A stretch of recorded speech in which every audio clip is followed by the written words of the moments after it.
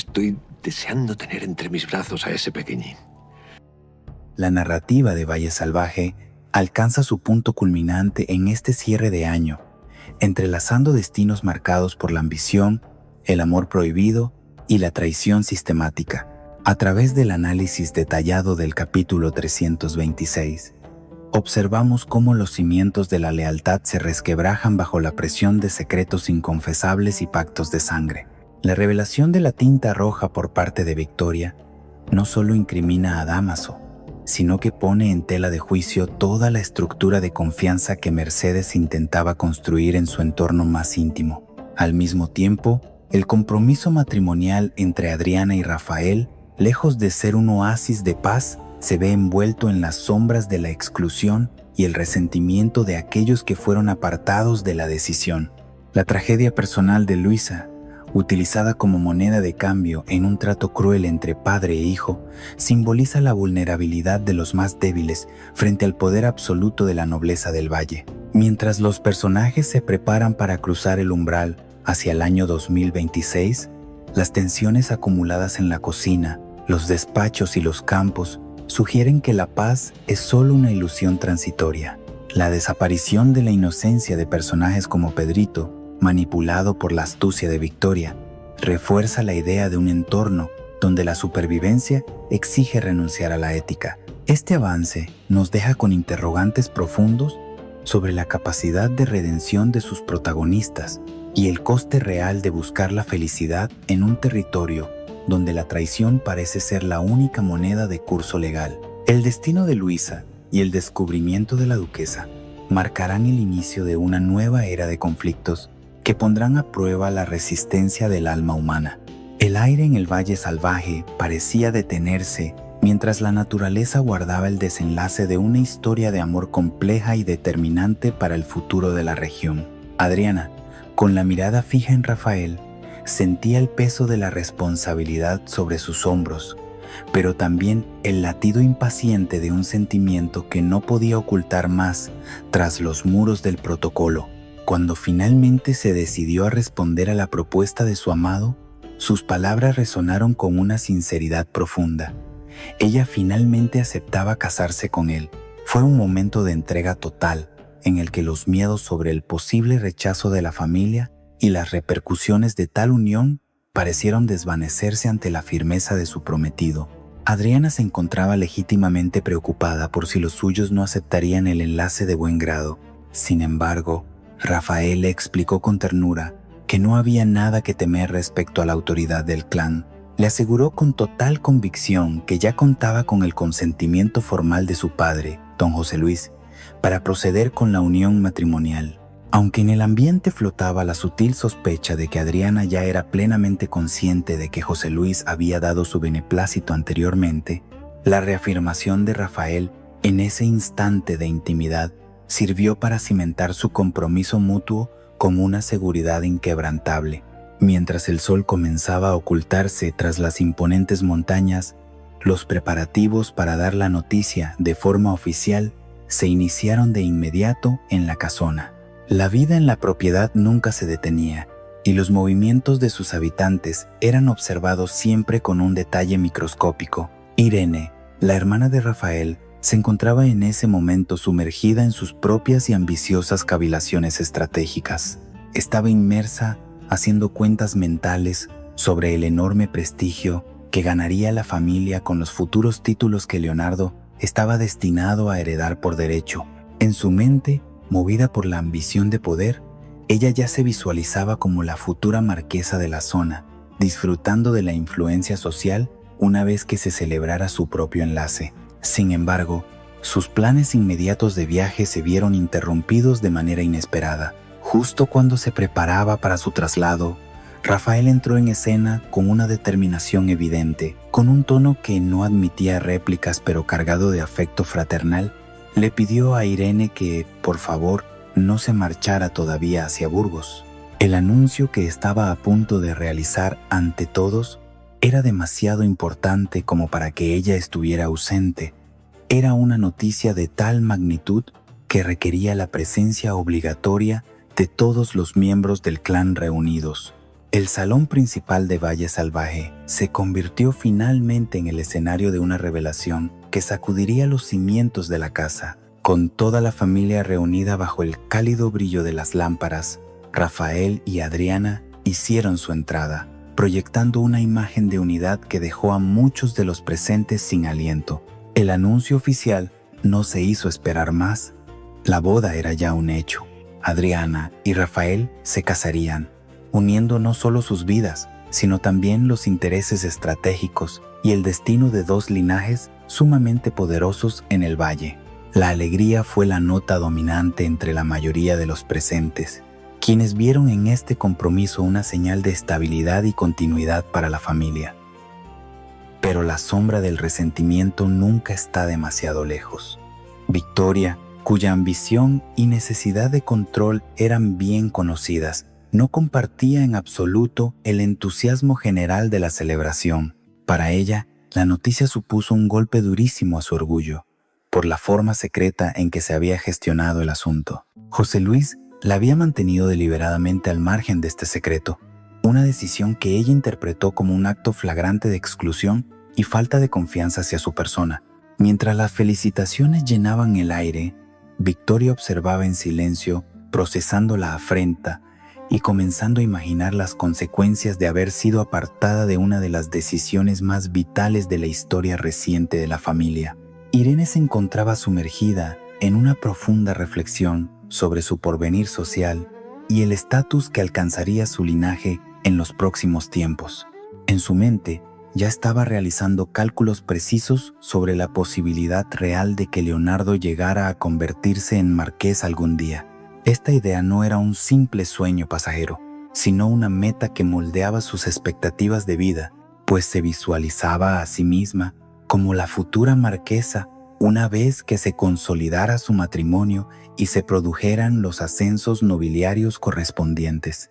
Su ambición personal la llevaba a proyectar una vida de opulencia y mandó, donde su posición en la estructura de poder del valle fuera indiscutible y sumamente respetada por todos los habitantes. Mientras tanto, en otra estancia de la propiedad, los sentimientos y los impulsos humanos tomaban un cariz mucho más pasional y directo entre dos personajes cuya relación se volvía cada vez más compleja y arriesgada. Tras un encuentro cargado de una tensión evidente, Mercedes y Dámaso compartieron un momento de intimidad que culminó en un beso inesperado para muchos, pero deseado por ellos. Dámaso, lejos de mostrarse esquivo o arrepentido por lo sucedido, reaccionó con una galantería absoluta ante el gesto de la mujer. Le aseguró con firmeza que estaba a su entera disposición para cualquier momento en que ella sintiera el deseo o la necesidad de volver a besarlo en el futuro. Justo cuando Dámaso abandonaba la habitación, dejando tras de sí una estela de incertidumbre y deseo, Matilde hizo su aparición repentina en el despacho de Mercedes. Mercedes, abrumada por la intensidad de lo ocurrido y por la enorme confusión que reinaba en su corazón en ese preciso instante, no pudo guardar el secreto por más tiempo ante su confidente. Le confesó a Matilde de forma directa que, en esta ocasión, había sido ella misma quien tomó la iniciativa de besar a Dámaso. Esta revelación venía acompañada de una profunda duda existencial, ya que Mercedes admitió con total sinceridad que no sabía qué camino debía tomar a partir de ahora, ni cómo gestionar las consecuencias de sus actos impulsivos. Se sentía vulnerable ante la posibilidad de haber cometido un error que pudiera poner en riesgo su reputación o su estabilidad emocional dentro del entorno familiar. Matilde, escuchando con atención y mucha empatía el relato de su amiga, no dudó en ofrecerle un consejo cargado de libertad y determinación personal. Le sugirió a Mercedes que lo mejor que podía hacer en esas circunstancias era simplemente dejarse llevar por lo que sentía en ese momento. Matilde fue enfática al decir que nadie debía atreverse a juzgarla por buscar su propia felicidad o por seguir sus impulsos naturales en la búsqueda de afecto. Este apoyo resultó ser un bálsamo para Mercedes, quien se encontraba dividida entre las estrictas normas sociales de la época y la verdad de sus sentimientos hacia Dámaso. El diálogo entre ambas subrayaba la importancia de la autonomía emocional en un entorno donde las apariencias solían dictar el comportamiento de los individuos. Mercedes se quedó reflexionando sobre las palabras de su amiga, mientras el recuerdo del beso con Dámaso seguía muy presente en su mente. Esta nueva faceta de su vida personal prometía ser tanto un refugio como un campo de batalla emocional en los días venideros. El consejo de Matilde le daba la fuerza necesaria para enfrentar las críticas que seguramente vendrían de parte de figuras tan severas como Victoria, quien siempre vigilaba cada movimiento sospechoso en la casa. El ambiente en las áreas de trabajo del valle se encontraba cargado de una pesadez emocional que afectaba a todos los sirvientes por igual, especialmente a Martín. El mozo, consciente de que sus nervios lo habían traicionado recientemente, decidió acercarse a Amadeo para ofrecerle una disculpa sincera por haberle hablado en un tono inadecuado el otro día, reconociendo su falta de compostura. Sin embargo, la calma le duraría poco tiempo debido a las complicaciones sentimentales que lo rodeaban. Pepa, preocupada por el bienestar de todos, le preguntó a Martín sobre cómo estaba gestionando su relación y las tensiones con Francisco. Ella, con un tono de advertencia, le comunicó que Francisco tenía la firme intención de marcharse definitivamente del Valle Salvaje para evitar convertirse en un estorbo para los demás. Esta noticia, lejos de tranquilizar a Martín, solo avivó la llama de su desconfianza. Al salir de la casa pequeña, el destino quiso que se cruzara directamente con Francisco. A Martín le sentó profundamente mal notar que Francisco buscaba con tanta insistencia la presencia de Pepa, lo que evidenciaba que los celos estaban empezando a nublar su juicio y a dañar la convivencia en el valle. Mientras tanto, el dolor de la boda frustrada seguía quemando en el corazón de Atanasio y Matilde. A pesar del golpe asestado por Victoria, Atanasio mantenía viva la esperanza de que, tarde o temprano, lograrían contraer matrimonio, esquivando de una vez por todas el inmenso poder de la duquesa. El hombre tenía la amarga sensación de que alguien en quien ellos confiaban plenamente les había traicionado de la peor manera posible. Al escuchar esto, Matilde, buscando un culpable para su desgracia, pensó de inmediato que el traidor había sido Francisco. Lo que ella no sospechaba, en medio de su angustia, era que la persona que realmente había delatado sus planes y destruido su oportunidad de ser felices no era otro que su propio hermano, Martín. Esta red de sospechas y mentiras comenzaba a fracturar los lazos familiares de una forma que parecía ya ser irreversible para los involucrados. En otro rincón del valle, la situación de Luisa comenzaba a mostrar algunos matices de cambio, al menos en su apariencia externa.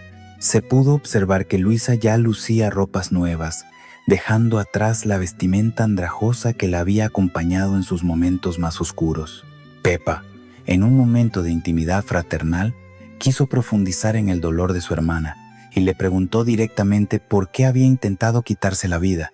Luisa, con el alma rota, se justificó explicando que actuó movida por una desesperación absoluta que no veía salida. Más tarde, Luisa tuvo un encuentro cargado de ternura con Alejo, a quien le confesó que le había prohibido visitarla porque le resultaba insoportable ver el reflejo de su propio sufrimiento en los ojos de él. Aquel momento de vulnerabilidad terminó como un beso compartido entre ambos, una chispa de amor en medio de tanta tragedia. Sin embargo, la realidad jurídica y social no tardaría en golpearla de nuevo.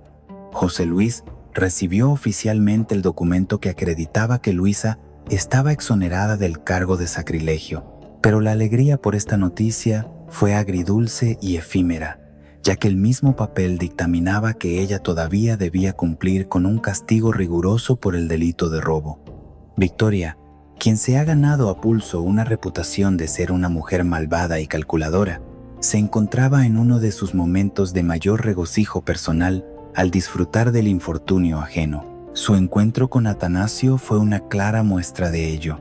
Con un tono cargado de sarcasmo, decidió preguntarle por los trámites legales que supuestamente debía estar realizando ante el escribano.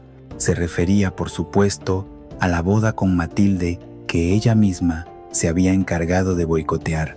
La duquesa no desaprovechó la oportunidad para burlarse de la situación, buscando humillar a Atanasio en su momento de derrota. No obstante, él no se dejó amedrentar por la presencia imponente de Victoria y le plantó cara con valentía. Atanasio le aseguró con total determinación que a pesar de los obstáculos, terminaría consiguiendo los papeles necesarios, lanzando así un desafío directo a las pretensiones de control de la duquesa. Pero Victoria ya tenía en mente un plan mucho más audaz y oscuro que una simple discusión verbal. Haciendo gala de su falta de escrúpulos, Victoria se infiltró de nuevo en la casa pequeña.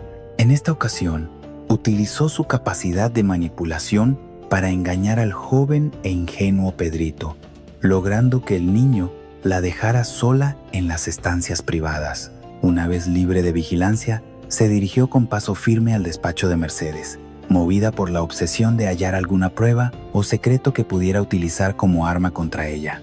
Registró los muebles con una precisión quirúrgica hasta que sus dedos rozaron algo sospechoso en la profundidad de un mueble. Al fondo de un cajón, oculto tras otros objetos, Victoria descubrió un bote de tinta roja. Sus ojos brillaron con malicia al comprender la importancia del hallazgo, pues esa tinta era idéntica a la empleada en los misteriosos anónimos que habían estado atormentando a Mercedes recientemente. Sin perder un segundo, la duquesa procedió a comparar visualmente el contenido del bote con los trazos de los mensajes amenazantes, confirmando que la coincidencia era absoluta. En ese instante, una imagen acudió a su memoria de forma nítida. Recordó vívidamente que, durante el tiempo que compartió con Dámaso y aquel beso que se dieron, pudo observar entre sus documentos personales una hoja de papel escrita con esa misma y distintiva tinta roja, como si alguien hubiera estado practicando la caligrafía o haciendo pruebas de escritura.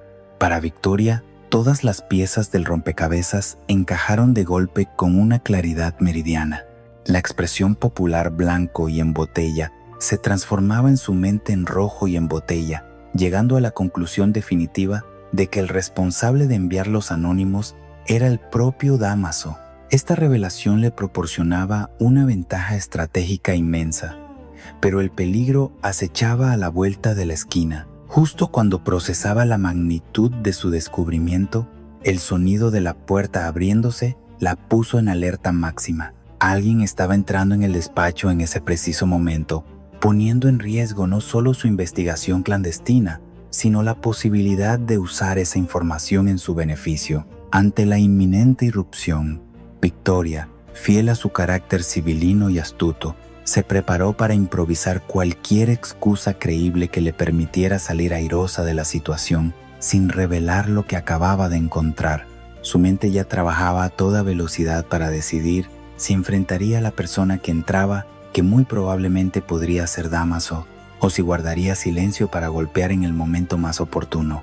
La atmósfera en el despacho se volvió asfixiante mientras Victoria ocultaba rápidamente el bote de tinta, sabiendo que tenía en sus manos el destino de uno de los hombres más cercanos a Mercedes. En los rincones más humildes del Valle Salvaje, donde el trabajo manual y las labores diarias suelen camuflar las tormentas internas, la situación de Martín comenzó a desmoronarse bajo el peso de una envidia que no lograba contener. Eva, siempre atenta a los cambios de ánimo de quienes la rodean, percibió de inmediato que algo turbio nublaba el semblante del mozo. Movida por una mezcla de curiosidad y preocupación genuina, Eva insistirá de manera persistente a Martín para que rompa su silencio y le confiese finalmente qué es lo que le ocurre, pues su comportamiento errático y su mal humor resultan imposibles de ignorar para cualquiera que comparta el espacio con él. Sin embargo, la respuesta de Martín estará cargada de una amargura que revelará la profundidad de su resentimiento. Lejos de abrir su corazón, el mozo le dirá con frialdad que si desea saber la verdad, lo mejor será que se lo pregunte directamente a Francisco, asegurándole que él seguramente se lo podrá contar con todo lujo de detalles. Esta actitud defensiva no es gratuita, sino que surge de un dolor profundo que Martín intenta procesar sin éxito. Sus palabras esconden una referencia directa al supuesto acercamiento que ha tenido Francisco con su novia, Pepa, una situación que lo ha sumido en un estado de paranoia y desconfianza constante. El comportamiento del mozo demuestra de forma inequívoca que se encuentra completamente perdido por los celos, incapaz de razonar con claridad sobre la lealtad de la mujer que ama o las verdaderas intenciones de su compañero. Cada gesto de Francisco hacia Pepa es interpretado por Martín como una afrenta personal, una traición silenciosa que ocurre frente a sus ojos y que lo empuja hacia un abismo de hostilidad que amenaza con consumir su buen juicio. La fricción entre los dos hombres no tardará en estallar de manera frontal, rompiendo la frágil paz que intentaban mantener por el bien de sus labores. Francisco, cansado de las indirectas y de la actitud desafiante de Martín, decidirá dejar de lado las sutilezas para enfrentarlo con una dureza demoledora.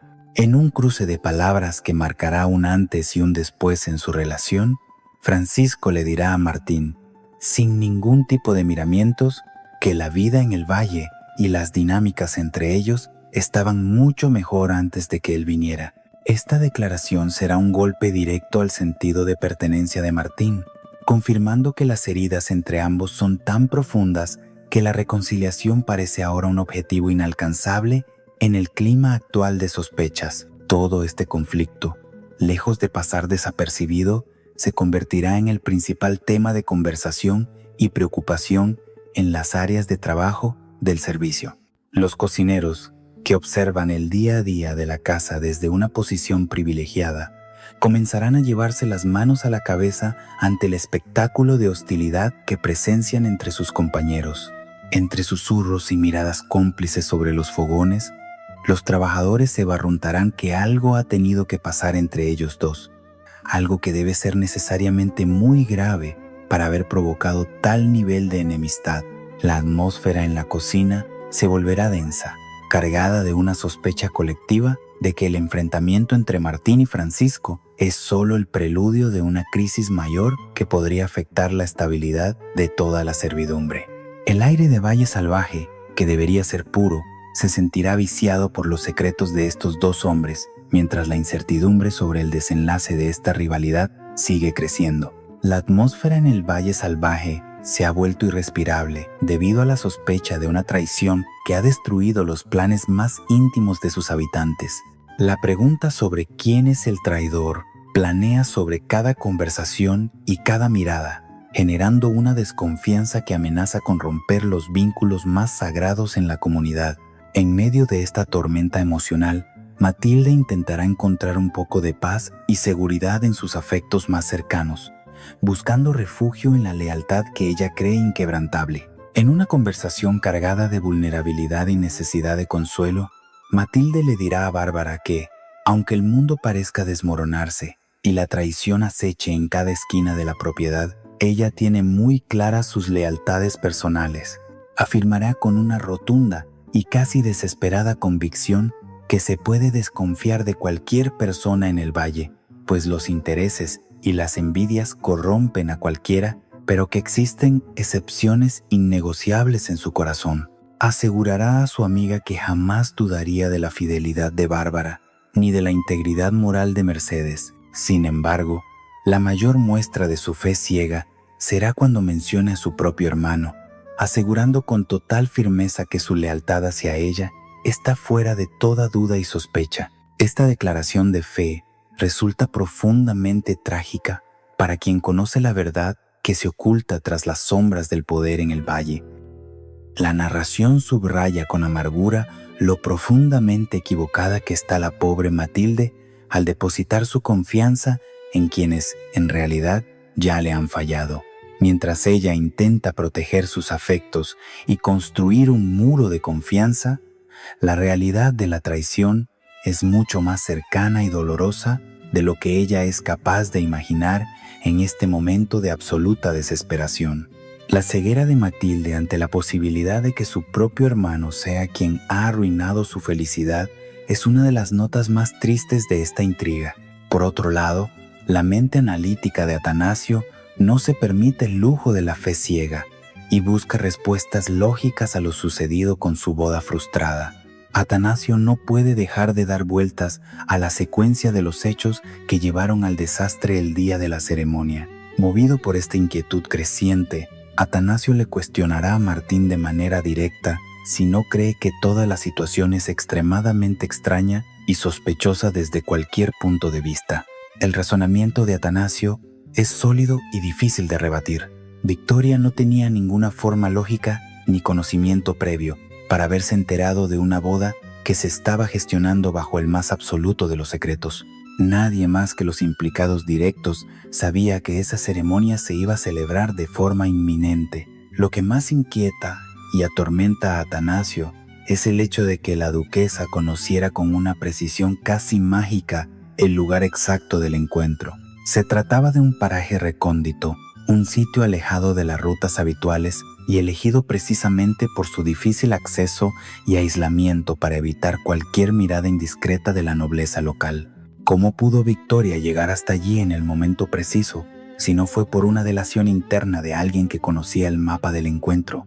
La presión de Atanasio sobre Martín busca desentrañar este misterio, poniendo al mozo en una posición sumamente incómoda frente a la lógica de los hechos que apuntan a que el secreto fue vendido.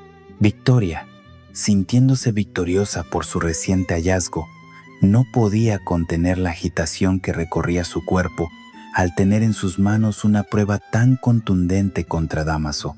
El bote de tinta roja que había descubierto en el fondo del cajón en el despacho de Mercedes no era una simple coincidencia, sino la pieza clave que confirmaba sus peores sospechas sobre el origen de los ataques anónimos que habían sembrado el caos en la casona. Con la frialdad que la caracterizaba, la duquesa repasó mentalmente la comparación que acababa de realizar, confirmando que el tono de la tinta coincidía de manera exacta con el de las misivas amenazantes enviadas a Mercedes. Su memoria, siempre afilada para el detalle y la traición, le devolvió una imagen nítida de su encuentro previo con Dámaso. Recordó perfectamente haber visto, entre los papeles del hombre, una hoja con caligrafía en esa misma y distintiva tinta roja, como si se tratara de una prueba o un ensayo de su autoría. Para Victoria, la conclusión era inevitable. Dámaso era el arquitecto de las sombras que atormentaban a Mercedes.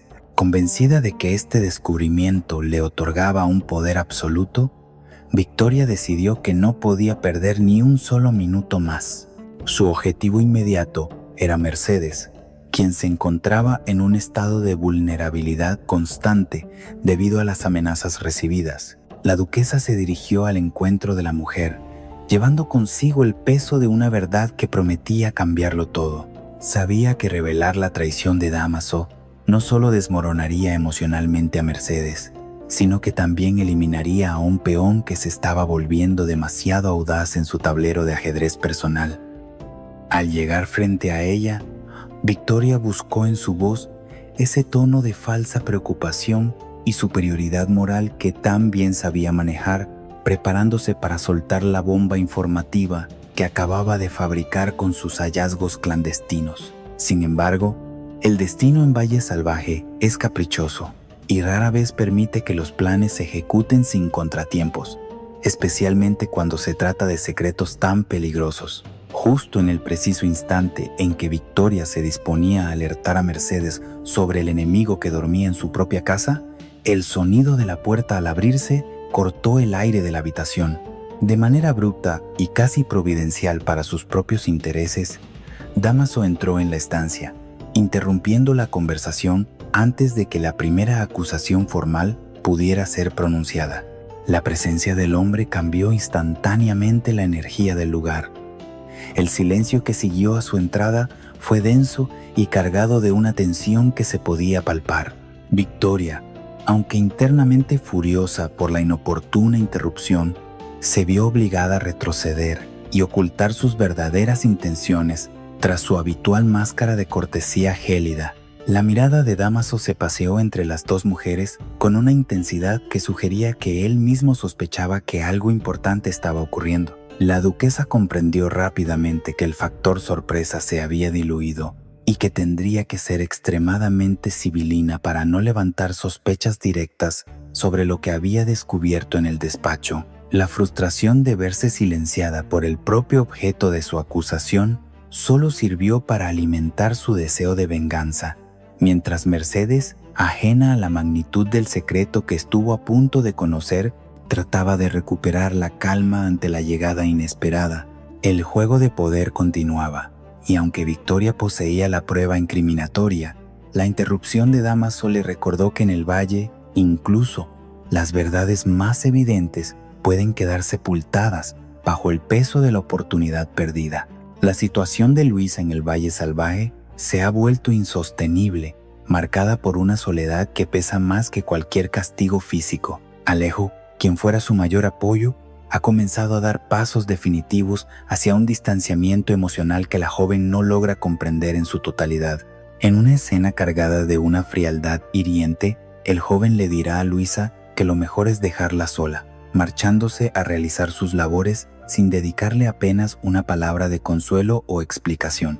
Este cambio de actitud tiene una raíz profunda y dolorosa.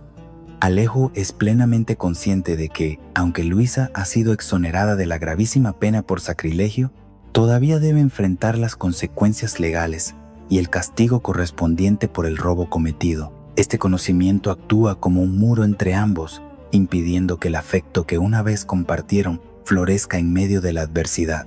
Luisa, sumida en una profunda angustia, buscará refugio y consejo en su hermana Pepa, compartiendo con ella los temores que la atormentan sobre su futuro y el comportamiento esquivo de Alejo. Sin embargo, Pepa, en un intento de protegerla de una realidad que aún no puede cambiar, optará por restarle importancia a sus preocupaciones. Le dirá a su hermana que lo que realmente necesita ahora es centrarse en su propio descanso y en una recuperación física y mental completa, tratando de alejar de su mente los fantasmas de la incertidumbre. Pero el instinto de Luisa no se deja engañar tan fácilmente. Su preocupación es tan intensa que decidirá compartir su inquietud con Rafael. Con el corazón en la mano, le confesará que no considera normal ni razonable que Alejo la haya dejado sola de esa manera, sin haberse interesado siquiera por su estado de salud o por cómo se encontraba tras los últimos y traumáticos eventos. La verdadera razón de este alejamiento se revelará en una conversación definitiva y crucial entre el duque José Luis y su hijo Alejo. En este encuentro, el duque adoptará una postura de autoridad implacable para recordarle a Alejo que ha llegado el momento de cumplir con sus obligaciones. Le planteará sin rodeos que ya es hora de dar inicio a la segunda parte del trato secreto que ambos mantienen. El destino de la joven está sellado. Luisa debe marcharse del Valle Salvaje de manera definitiva. José Luis, mostrando una faceta de aparente comprensión paternal, le dirá a su hijo que entiende perfectamente lo doloroso que resulta este proceso para él. Por esta razón, el duque se ofrecerá a ser él mismo quien asuma la responsabilidad de echar a Luisa del Valle, liberando así a Alejo de la carga emocional de ejecutar personalmente la expulsión de la mujer que ama. Este desenlace cierra un ciclo de esperanza y tragedia para Luisa, quien se enfrenta a la expulsión de su hogar justo cuando el año 2025 llega a su fin. El próximo capítulo, que se emitirá el miércoles 31 de diciembre, promete ser uno de los más intensos y determinantes para el futuro de todos los habitantes del valle. Mientras la familia se prepara para recibir el nuevo año 2026, las sombras de la traición, el desamor y el destierro oscurecen la celebración. El trato entre el duque y su hijo pone de manifiesto que en el Valle Salvaje, el poder y la obediencia suelen estar por encima de los sentimientos más profundos, dejando a Luisa a merced de la voluntad de un hombre que no conoce la piedad cuando se trata de proteger sus intereses. El avance sugiere que nadie podrá escapar de las consecuencias de sus actos antes de que suene la última campana